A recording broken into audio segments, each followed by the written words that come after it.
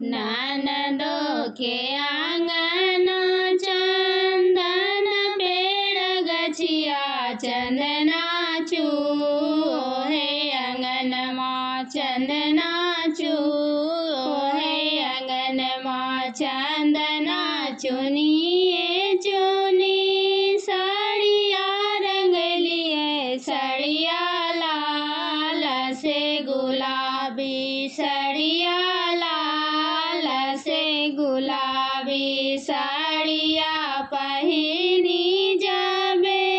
हेलनु से जरिया देवर मोर धायलन अचरवा देवर मोर धायलन अचरवा छोड़ू छोड़ू आजी देवर हमरो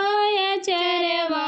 तोहरो से सुंदर है बलमुआ तोहरो से सुंदर है बलमुआ कानमा में देवो भाभी कान दोनों सोनमा बतिया राखिया छुपाई बतिया राखिया छुपाई आगिया लगैबो देवर कान दोनों सोनमा बतिया